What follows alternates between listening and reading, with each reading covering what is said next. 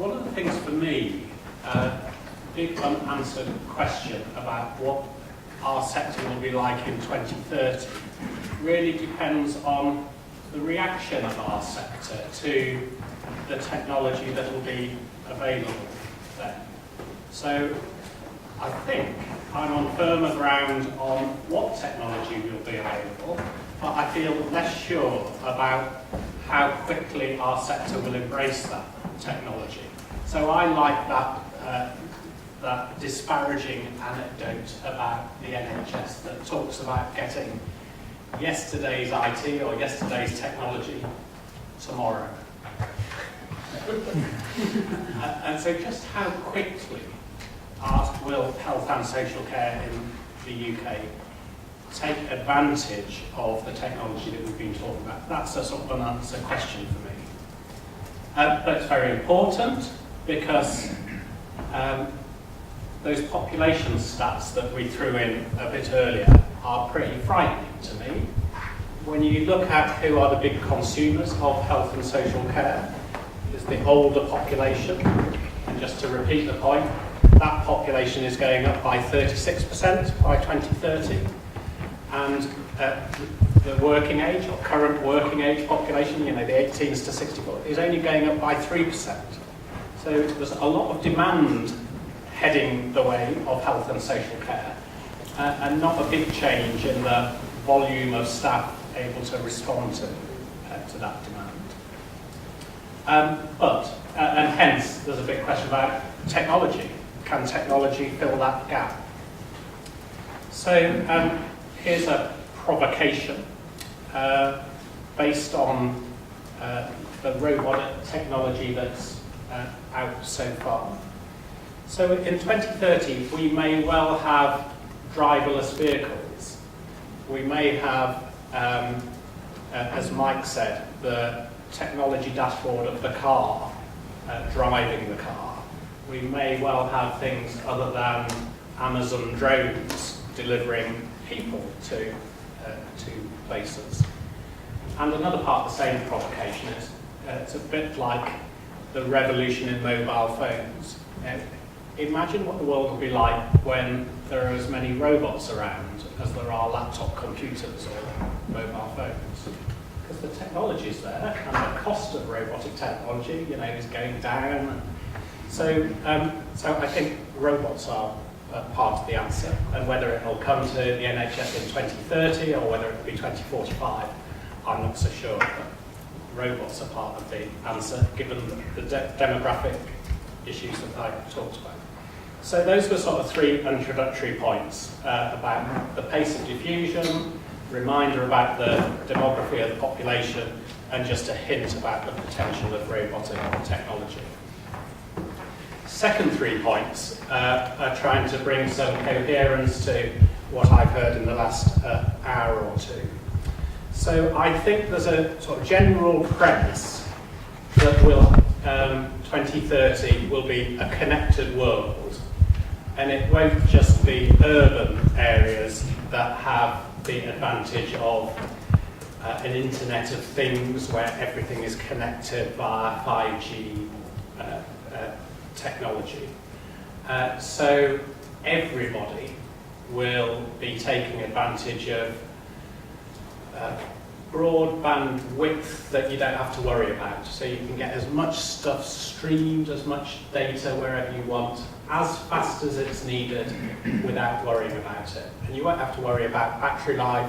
Battery life will be almost infinite. So a connected world where info from your wearable devices, from the sensors in your home and the environment are all feeding data to someone or something. So first point, an Internet of Things connected world providing tons of data. So an Internet of Things with big data being available and big data being used. And what will that drive? Well, I think it will drive a proliferation in alternatives to face-to-face clinical exchanges or consultations. will be a bigger opportunity for alternative models of care delivery. And these are my last points. So care provision in that sort of world where you're connected to the Internet of Things and your blood pressure readings and body temperature and whatever is going into a big data set. The person who analyses, or the thing that analyses that big data, will be able to give advice or help you navigate what to do next through all sorts of things, through websites, through apps, through the smartphone, through web chat rooms, perhaps clinically moderated web chat rooms like Big White Wall, which just down the road Surrey and Borders are already using. The proximity of the care provider, the clinician, won't be quite so important in future. So near patient diagnostics, locally provided diagnostics or therapeutic interventions will be on the increase. There are camera pills that exist already. So a pill that size with a camera inside it, which looks at what's inside you and beams back what's in there. There are smart pills. There's a company called Proteus that we've been involved in, who have some technology that's as small as a grain of sand, so can fit easily in a tablet or a pill, that transmits information about when the pill was consumed. So that's about 30% of the drugs prescribed never gets used or never gets used right, never could be overcome. And transmits info not just about when the pill disintegrated and when it was consumed, but also the body temperature, the blood pressure, all that sort of thing. What else? So another sort of extension of the care provision doesn't have to be face-to-face. In a world of 5G connected technology, the surgeon doesn't have to be in the operating theatre. Minimally invasive, remote surgery is already underway and being tested or taught to students in the robotics centre just across the road near the Royal Surrey County Hospital. And that's my entry into my final point about robots. So, as robotic technology is already at the stage of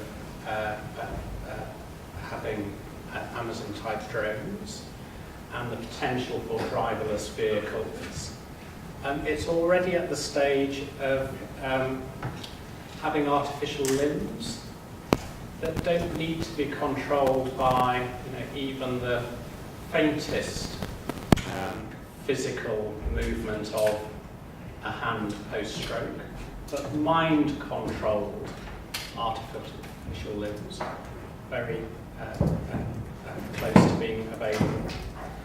And the other thing, which sort of takes us back to some of those futurology TV programs that we started with, saying on my table, as well as Doctor Who and Star Trek. My daughter likes watching Eve. So Eve is about a robot like the South Korean receptionist that we saw, who's got feelings. And IBM's Watson's artificial intelligence capability, creating robots with feelings, so emotional capabilities. So the ability for robots to be involved differently further in the caring professions.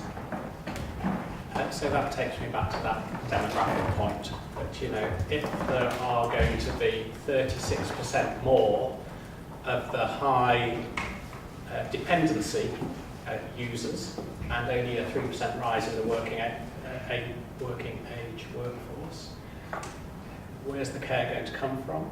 It's a big role for intelligent robots as well as everything else. So I hope there was something new in that as well as something that built on what we've already seen. Do I need to be there? I think so.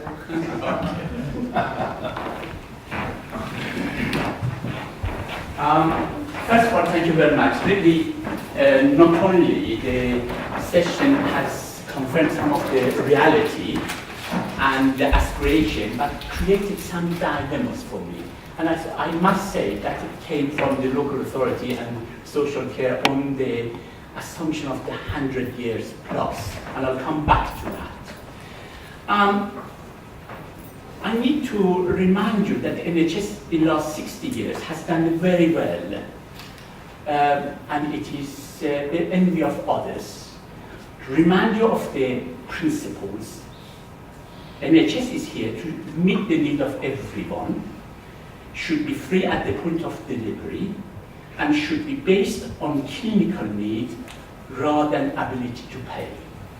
And this is the envy of others, and we need to hold on to it, but we need to change at the same time. Matt talks about the 100 years. Epidemiologists believe those children who were born in 2015, a third of them may live 150 years old. 150 years old.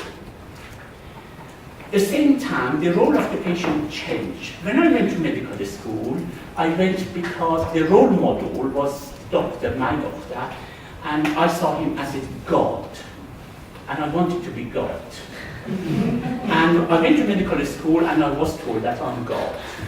And I came out, I realized that I'm not. I'm like everyone else.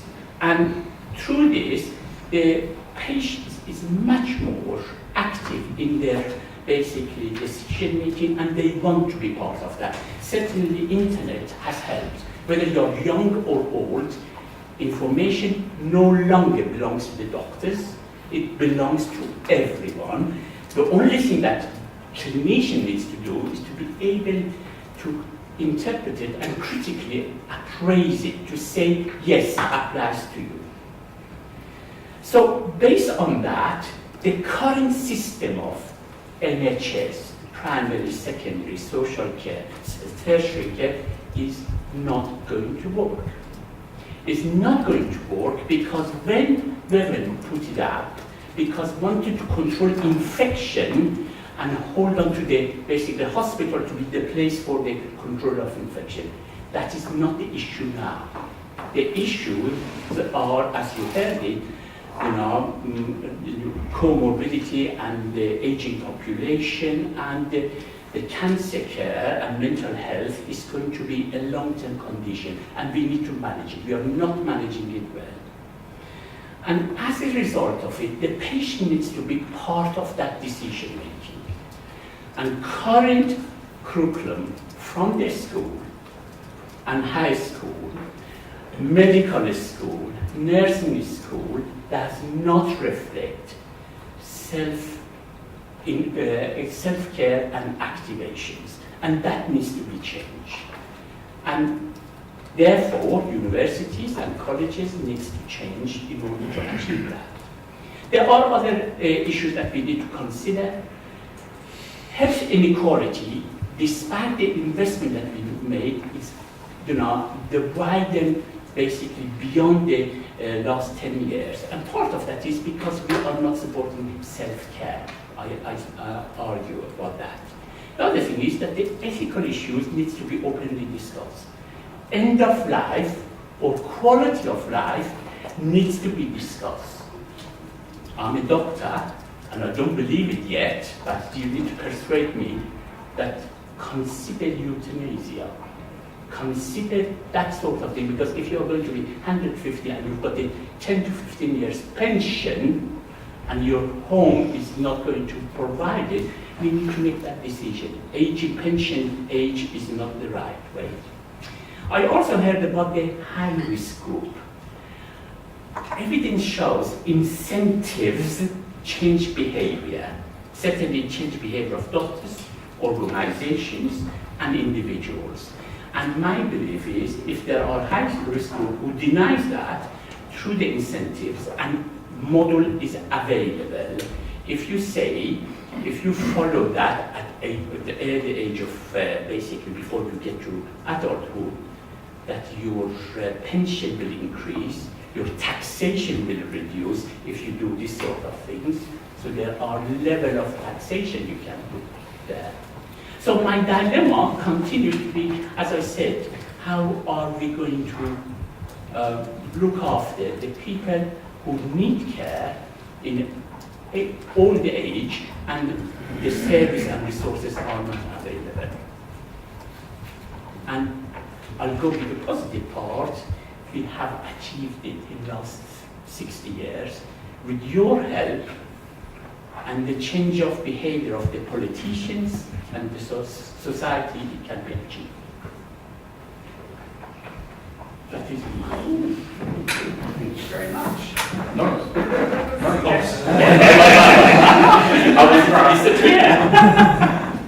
Would you have any questions for each other, just to let us eavesdrop into, Guy, when you're listening? Anything pop up in your mind as you listen? So can I ask the question then? Yes. For me, the technology is part of the workforce of the future. For me, we can't say technology and the workforce. Technology is active workforce that would provide support. An example of that is currently Google is providing that, providing information, and it is accessible. So I don't want it to be additional things to the workforce. I want it to be integrated as a part of workforce when we are thinking about it. Do you want to interpret that? Yes, I think, well, from the benefit of sharing a table with Abdul, we've had a pretty holistic conversation about the sickness in a person's life being part of their 24/7 living, and only a small part of it, hopefully, for most people. So a big part of how the sector will contribute to a population living well for longer is down to prevention, early intervention, advice, self-management, promoting healthy lifestyles and the like. So I think we both believe that doctors and other clinicians are going to be less godlike in 2030 than they are today. And there's competition for the trained, professional, clinical, employed workforce from all sorts of other sources, whether it's Google Vitality or free-for-user apps or websites providing information. I think it's up to the state-funded health and social care sector to respond to the challenge of an activated community to hang on to its market share or to find its niche in that spectrum of holistic care and holistic living, and not to be seen as the monopoly provider of everything that people need to live well for longer.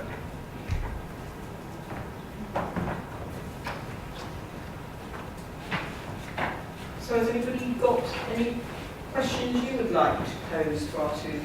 It's a challenge.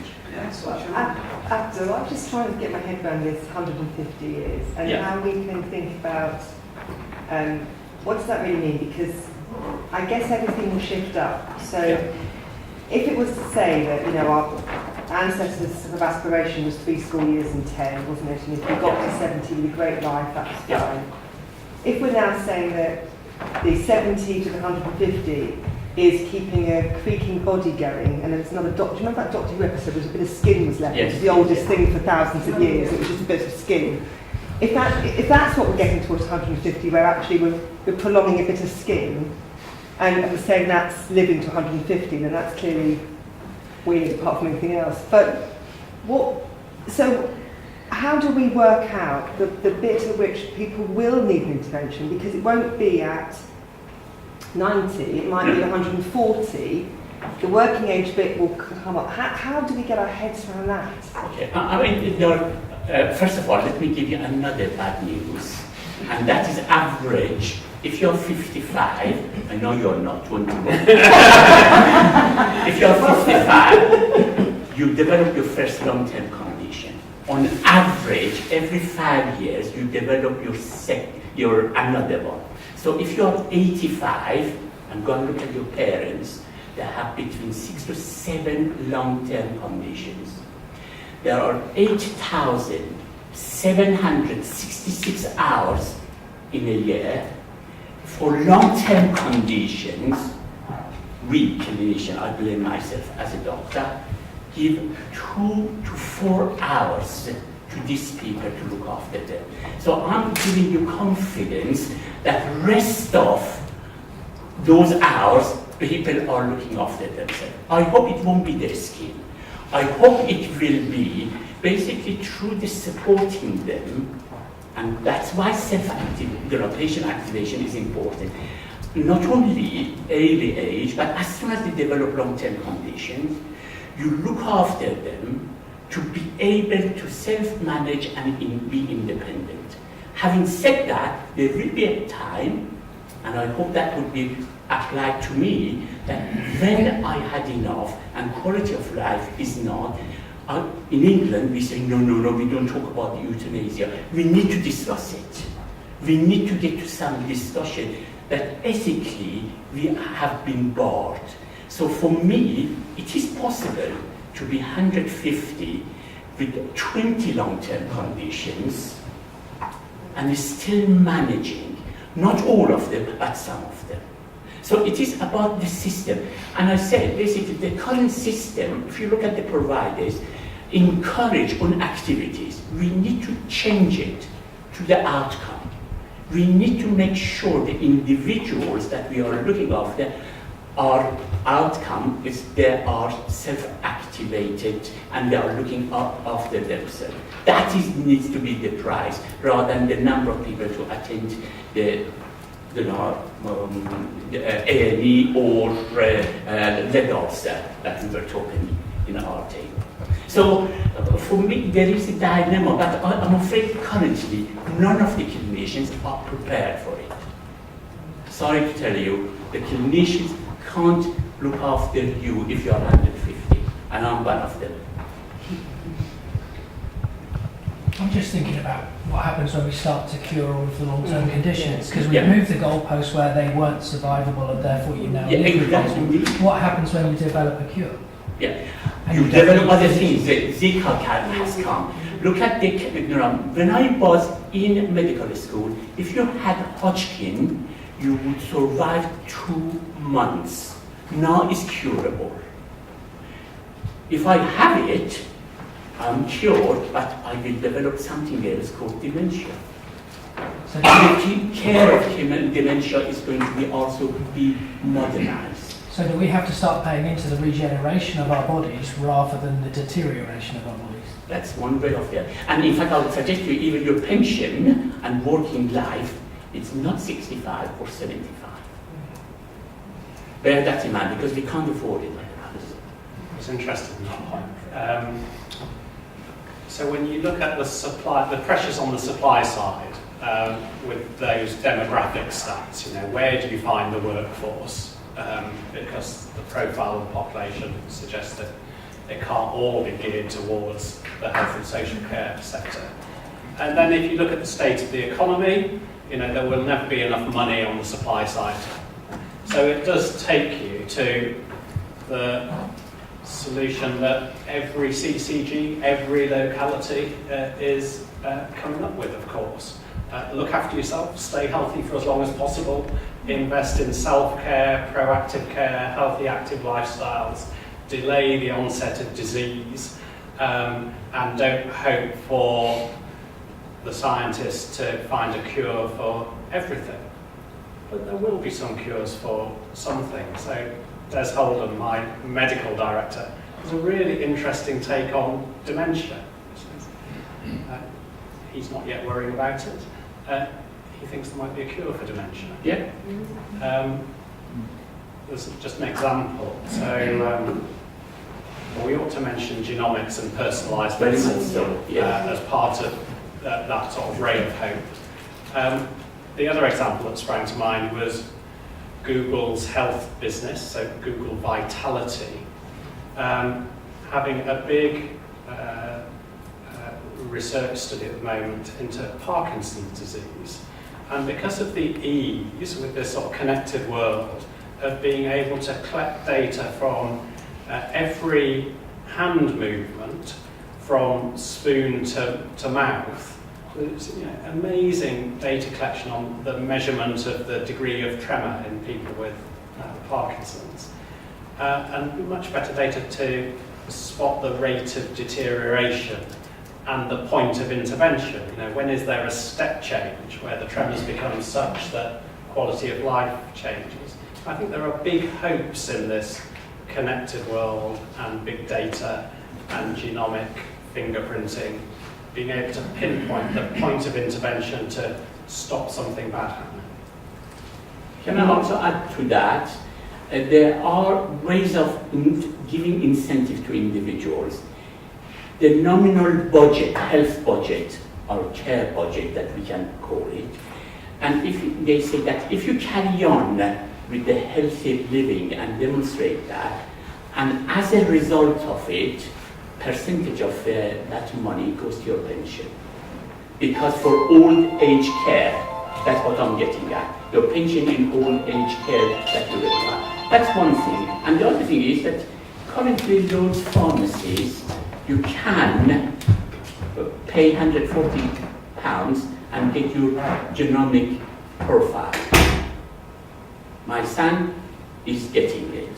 Went to the GP and said, I want to know whether I'm going to be as mad as my father.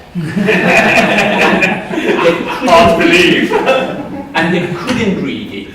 And I put my money, there are a number of clinicians. How many of you are able, even think about it, that you can read genomic if they put it in front of you?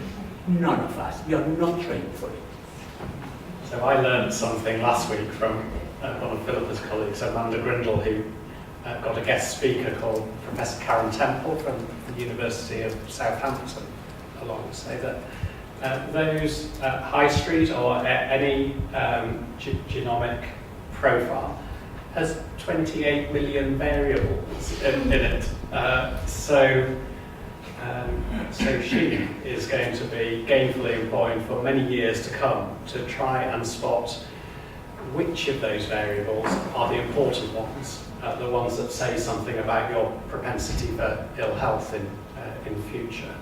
And obviously there's the need for big data analytics to help with that. But I think, right, to say the pace at which the profiling can be done is way ahead of the pace of interpretation of the profile. But at the same time, versus the future, it could well be through your profile, the doctor or the clinician can see whether the drugs that you're going to use, aspirin or antibiotic, is sensitive to you or not. Rather than testing it out, let's try aspirin. No, we'll give you paracetamol, we'll give you something else. You can look at it and address it according to that. I mean, one of the things there are a couple of technological waves. One is the precision medicine agenda and the systems biology, the idea of applying engineering principles into healthcare. One view is that we're in sort of year one of a 5-year precision medicine is about 5 years, 4 to 5 years away, and that's. And what one person said to me was, we can't talk publicly about precision medicine. The public thinks that's what we're doing already. But with precision medicine, you have this effect, don't you? You have the idea that antibiotic isn't going to work for you because you've got this particular biomarker, but this one will work. Yeah. And so you have that precision there. But you also have precision of earlier, right? And I'm wondering how you see clinicians broadly, nurses, doctors, etc., grappling with earlier presentation, because it changes what you do later, doesn't it? Yeah. I mean, if you can intervene with someone who is potentially going to have something, but you fix it earlier, they may still have the consequences but at a lower level. So they still are living with it. It's a long-term condition, but it doesn't matter anymore. Do you think there's any issues there about how they would respond to increased earlier engagement? Because I know that we talked about somatizing behaviors, that sort of thing. I'm just wondering, because people have said, well, hypochondriacs, people are going to walk around with their technology, we're all going to be sick, but we are in some sense. Do you, and since we're looking at workforce issues here, is there an issue in how the workforce deals with earlier everything, earlier intervention, earlier diagnosis? I can't answer categorically, but for instance, with diabetes, type 2 diabetes, if your genomic provide that, you can give advice and support individuals not to get to that point. That is the type of things that already we are doing it without the genomic, but it is possible to achieve with other, even type 1 diabetes. I can't tell you because Lloyd's pharmacy started in the last 6 months, so we don't know the impact of that yet. And we don't have, as Guy said, we don't have expertise in that field either. So that seems to be an identifiable workforce issue that could be very much pulled forward there. And the extension of that is that with the earlier presentations, the response from the paid professional is one that's less about intervention and more about coaching and advice and watchful waiting and monitoring. But it's a more of a risk-adjusted model, yes, isn't it? Yes. Rather than, as you say, an intervention. So we all become our own risk models. Yes. I mean, there's a view that with precision medicine, we will have what some people call the digital you, YOU. And when you go to your doctor, they'll say, this is your digital you, and therefore you're not part of a group, you're part of you. You are your own segment, population segmentation. How do we know that if we prevent an illness that our genetics say we're going to have, because that's been prevented, actually, because of being human, we might get a completely different illness? Yes. That we don't know about because we haven't got far enough in genomics to understand how it works. Indeed. So when I was in medical something as the old adage always. When I was in medical school, dementia was unheard of by the aging population. I remember vividly. There was somebody who was 67 in bed, and the consultant says, "Come and look at him. He is 67." Now I can see a lot of 67, and I don't get excited. But dementia wasn't unheard of. So it is changed. With that? So can I come in on that one? So as of today, we've had a few decades worth of prolonging life. So life expectancy has increased. But the gain hasn't been in lots of years of high quality of life. It's added years of pain and misery, as it's helping, says from Public Health England. And the ambition that I expect, also commissioners and providers have got, is to compress morbidity, to delay the onset of the illness or the aging process. And hence the focus on healthy active lifestyles, early intervention, prevention, whatever. So if the diabetes kicks in later, or doesn't kick in severely until later, and the same with dementia, and the same with heart failure and whatever, who's to say that something else might not appear, which is your point. But making progress on the big 5 long-term conditions is worth it in itself, even if number 6 turns up at some point in your extended life.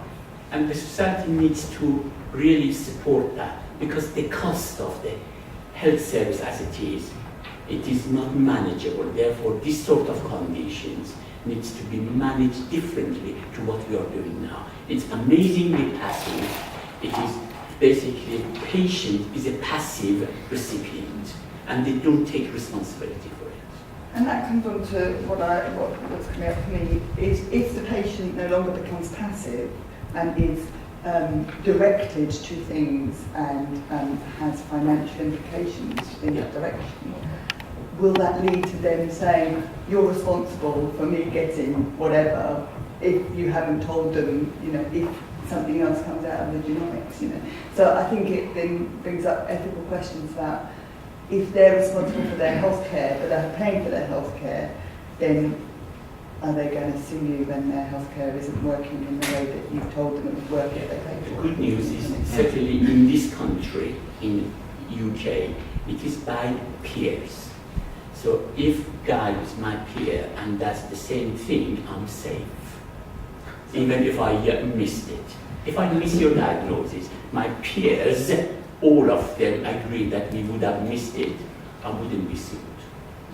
I'm telling you that, so I'm reassuring you on the basis of that. Yeah, no, but if it's like from a digital thing. So, for example, the case of 111 of missing because of the digital algorithm, actually they missed that a child, was seriously ill and really needed to go to hospital. So if you're missed because of a digital algorithm, and I'm not saying that that's anybody's fault, but because we've got into a digital age and the algorithm that is different.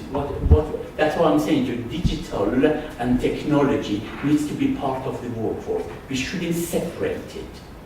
It is enabling me as a clinician to help the individuals rather than leaving it to that. That's why I was example that I was giving you about the Eurostar. If I'm having difficulty, system tells me, you want to have a chat, what is the problem? If I can't sort it out through the chat, then there is an end of the line, somebody to talk to me.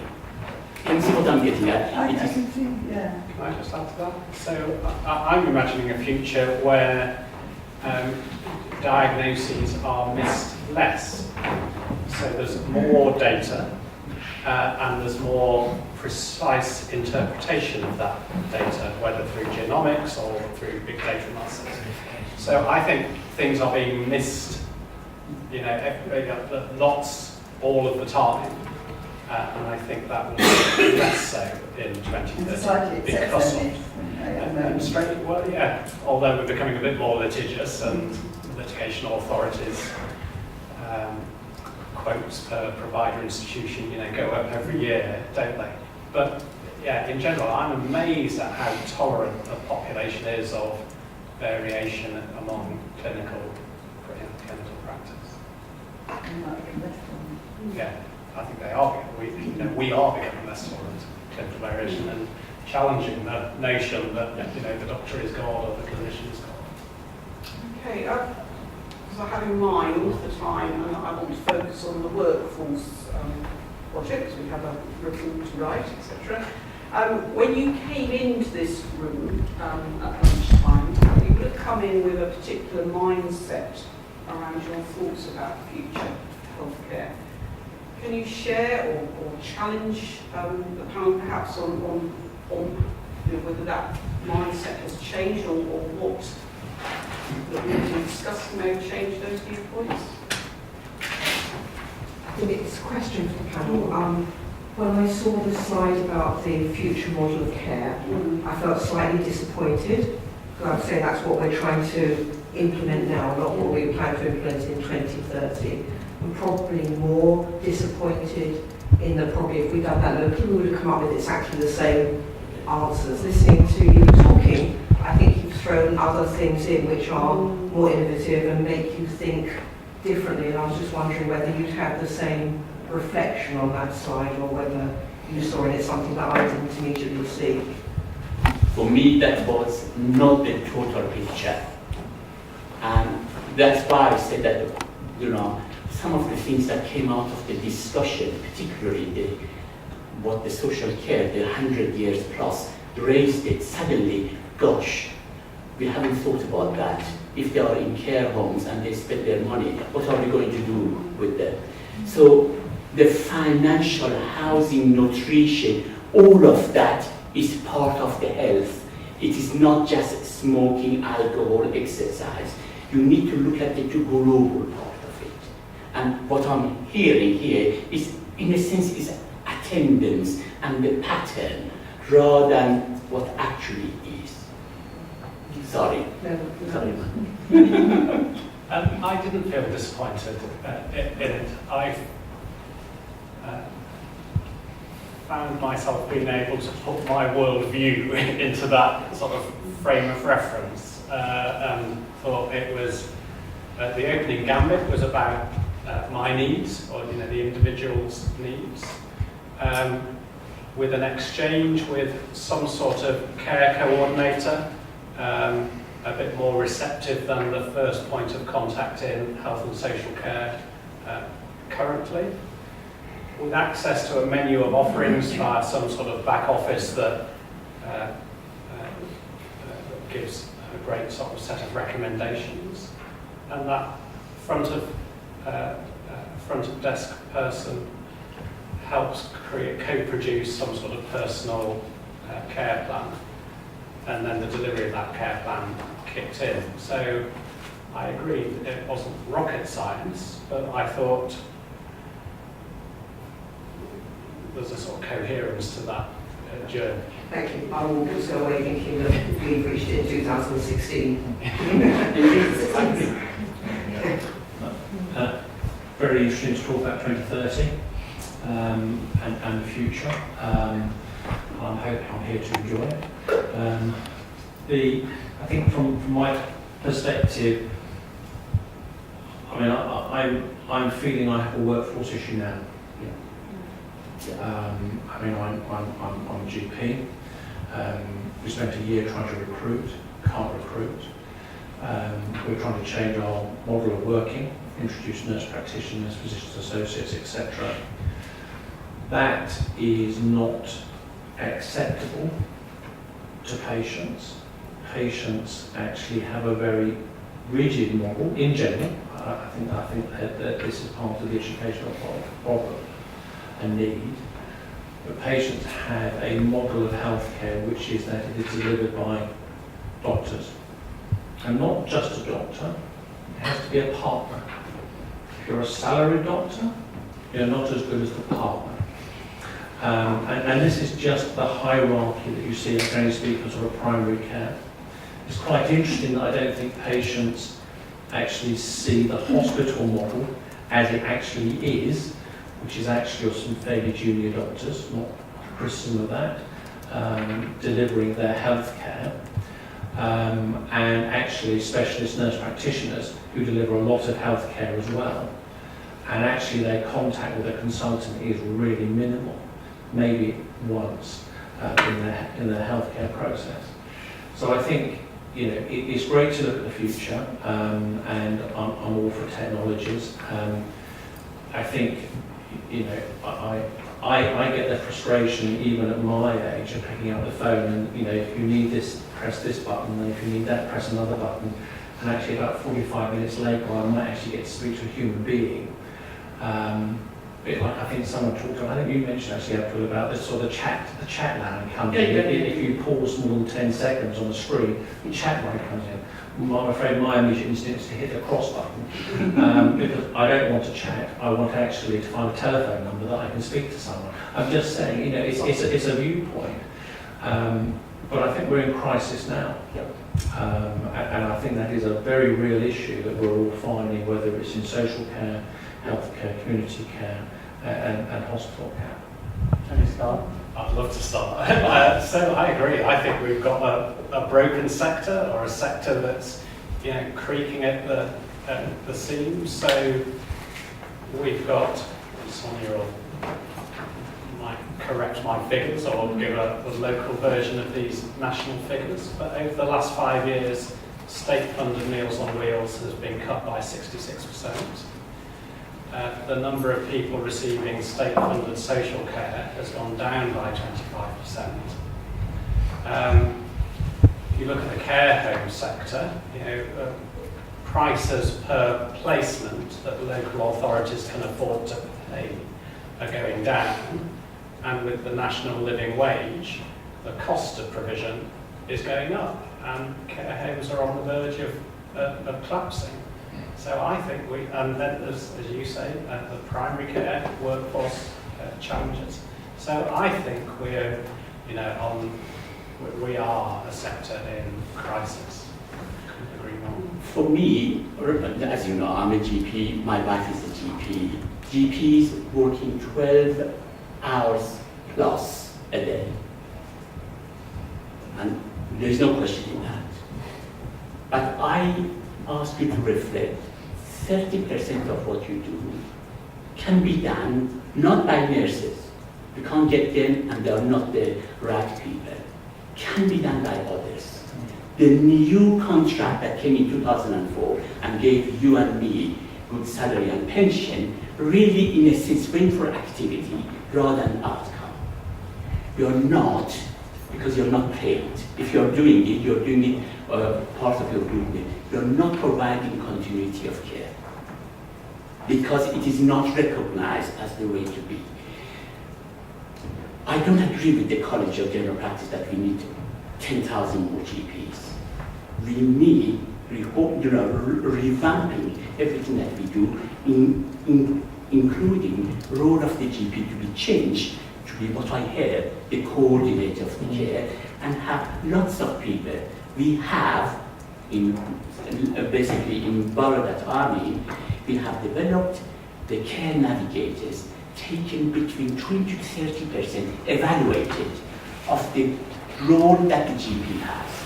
And these are receptionists that they've been trained to be patient, basically support in order to alleviate some of those tasks. If I was going to do it, I can't.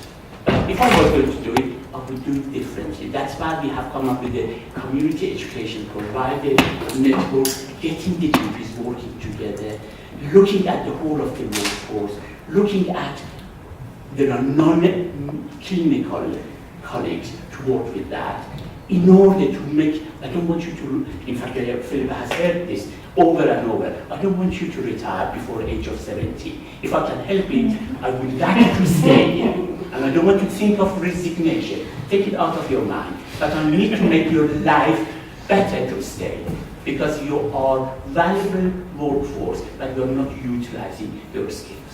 I agree with you entirely, but I think the issue is actually public education in the expectation of what they think they want and what they need. And I think when I look at Sonia and her workforce, my God, as clinicians, we need social care is paramount to what I think we are needing befriending services and this patient 100 plus. Actually, a patient companion service, is what they need, not necessarily any super individual. Can I just add to that? So you're absolutely right, and that's why we started this project. So basically, we know there's a crisis today. There's something about, in terms of everything that we can commission or the junior doctors, everything in the system is in the system. It's not solving the problem. It hasn't solved the problem for the last few years. So the reason we set this up was to try and give people the space to think about, if we could roll the clock forward, what would it look like so that we can start to change curriculum now, we can start to change the roles we need now. This care coordinator, is it a new person, is it a generalist, what is it? Because if we do nothing now about 2030, we won't solve anything. So you're absolutely right, and that's why we've put this in. And I look at this, and every time I come to one of these sessions, or when we started it off, I don't know, was it 9 months ago now, when you think you thought of something, and then someone says something else, and you're thinking, a lot of people far cleverer than I have come up with things, but we're just trying. And we did this with the case of, we may come up with something, and I mean, I'm grateful to sort of colleagues that have spent time on all these workshops and trying to think their way through it. The report may give us something to work on, even one bit of the jigsaw we can work on, it may not. But we felt we had to have a go at doing what everybody else is trying to do, and if we can get anything out of it, then it's a benefit. But That's kind of where it came from, so we're all agreeing with And I you. certainly wasn't talking it as a criticism. No. But I thought it was just worth reminding people. We really. need to do a lot of work. Yes, exactly. Yeah. We need to not only bring different workforce, but we need also to influence the population that use there and lives there to really look at different model of care. They have looked at it, and I gave example to one of my colleagues on the table. My daughter, and in fact myself, over Christmas I didn't go buy any Christmas present, all through the Amazon. Look, my daughter orders 10 dresses, come home, look at it, take 2, and send the rest back. So it is possible to achieve this. Okay, I think we found this so valuable. This has really given us some real food for thought to do that time development. I don't know whether my colleagues who are kind of going to take over the final 2 work streams, as it were, have got anything you want to ask for the audience, participants, around anything that's come up or... I don't think so. My observation that with growth in technology, us as healthcare professionals will have no impact on the way in which individuals and people take ownership of their own healthcare issues. My involvement in the project is trying to build a plan, a workforce plan. How does this, what's the time scale in which these things happen? And my own sort of observations that are very interesting, your point about I don't want to engage with this modern technology at the moment.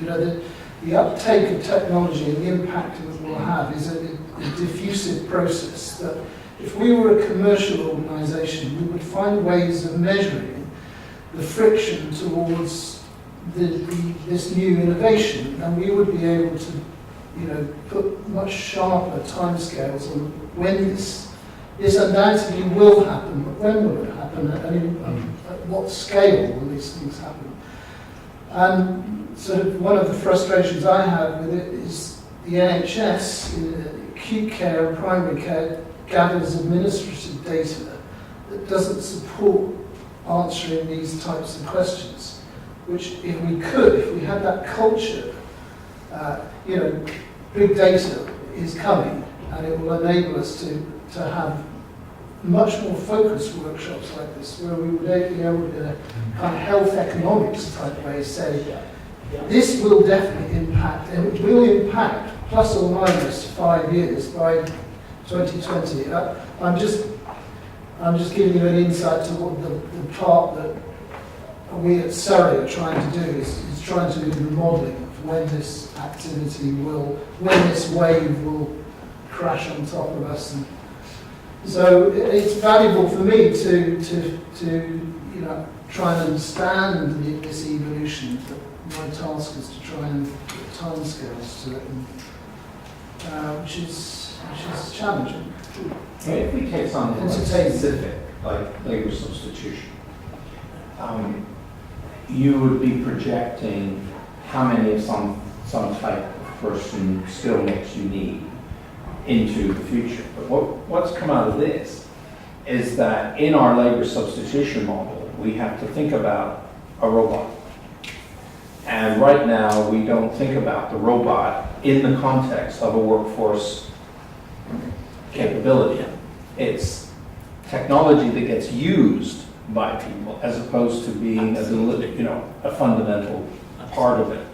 And so if we start then projecting forward, we could say that in a certain future, looking at, say, the 100+ group as a specific area, would they have robotic careminders that exuded emotional characteristics? And if so, then we have to build that in to our workforce plan, because we won't be using other people, right? And I think that level of candor about what's really going on takes us away from the mythology that we're actually doing things right. It's not a criticism, but the assumption that I showed of legacy, the conventional wisdom will persist. So if we're doing it now, then we will be doing it in the future. And we're doing it right now, so all the future is just a matter of waiting and it'll all happen. And so I think one of the things is that you've suggested that robots and technology are part of the labor substitution agenda, which means they are needing to, we need to model that in the workforce. Yeah. It's not just an impact diffusion issue. Yeah. You know, I mean, I think you've probably seen the robotic cat that you can stroke and it purrs and all that, and it was on the YouTube or something. And I thought, yeah, right, you know, you get to play with it for 10 minutes, and it's like Furbies, remember Furbies? You know, I think, oh, yeah, right, and then it's not interesting anymore. We need to think about these things now. I mean, as Edward de Bono would say, if we really have a crisis, this is, I think, something to think about. If we have a crisis, then the current rules don't work. Because if you have a problem, you just apply the rules and you fix it. But if it's a crisis, that means you can't, it's like you run out of road. I mean, de Bono's example is you're driving down a nice smooth road, suddenly it's all rough, you have a problem. But if you're driving down the road and the road goes off a cliff, you have a crisis. And I think crisis thinking isn't the same as problem solving. And so an example is, do we really need the people we think we need? They think they're needed. Do we need 10,000 GPs? We need something else. Okay, It's the something else discussion we need to have. I mean, part of the issue is that, for instance, look at what you were talking about, the crisis in general practice. This is not just general practice, it's the whole of systems. But you can start looking at the role of the GPs. If you shadow you for next week, I'll put my money and I'll buy you a drink, if that's not the case, that 30% of what you do can be done by a non-clinical person. And if we take that away, it gives capacity, it gives also chance for you to develop, to do the type of things that it is valued by you, as well as the patient and the community. And that is the other part, Mark, you need to look at, that what can we do to help the crisis. Basically, looking at it is much more systematically. And I'm saying to you that, for instance, patient liaison officer is a receptionist and has managed to reduce the amount of work that the GP does. Anything else? Yeah, we just talked about it. I think our brains are sort of like buzzing with all sorts of things about the educational implication of all this. Ranging from how health professionals work with technology, because if we don't do that, then any advance is going to slow down, being prevented. So we need it now. Absolutely. Because I don't think we do any of that now. I'm thinking about if we have non-clinical people working, what about the education of them? Because actually, if 30% of work goes diverted somewhere else, what support is needed there, because that obviously is something very critical. I'm looking at people very differently, because I think we're very good at just going people, patients, but actually we've got a whole lot of different behaviours and types, which actually needs to be considered and mapped against all this. That's where I'm So I think, it's fine. I think in all of that, as we mentioned on our table earlier, for me it's the culture. And it's the culture of what exists, being able to accept what is coming. And so in education, for me, that's a big part of how we get, our students ready, so that they're going to embrace this, but also who's out there now, some of us, but how we then change to support those students thinking in a very different way and ready for that workforce. And to manage patient expectation, because that's going to have to change radically, and that's another culture. When we started this, the aim was that by April, come to you and say, we want to commission you to do this type of, a new type of workforce, or what you do with the current workforce. I'm not sure whether it can be achieved, because you needed to sort out the curriculum by September. Abdol, I think so many years in education, something that I've learned along the way is the importance of fixing the infrastructure before we put something new in. I'd probably start switching now, but if I think of the call to action with health visitors, it was such a reactive process, and yet what was going on out there, and they're all out there now, who knows what they're doing. So I think for me, it's about how we deal with what we have but Yeah. whilst thinking about what we need. I agree, and that's why we've gone to the CCGs and asking CCGs to Absolutely. look at it locally, what is needed at the local level, rather than us telling you increase the number of health visitors. Yeah. Right. Good. Well, I think from our point of view, the aims of the workshop was to kind of pad this out, which I think we've done really, really well. I'm very happy with that. And to kind of give the platform for the fine-tuned streams of work. Your chance, any final comments, hopefully the workshop has been of interest and some stimulating conversation and a bit of a crystal ball gazing. I can see Guy wants to say a final word as well. Can I first thank Guy and Abdol very much for sitting on the hot seats. I don't think they realised they were going to be sitting on the hot seats. But Guy, you wanted to say. So I wanted to pick up on this point of we've got crisis, and to pick on the point of what is a key variable in the workforce modelling. I agree with you, Mark. One of the key assumptions is around how quickly technology will be diffused and adopted. I think another one is what are our assumptions about how much of care will be delivered by the professional, employed workforce. And we ought to think in the modelling about the whole social workforce, or be clear about where the state pay-for intervention comes in and where families, carers, communities and voluntary sector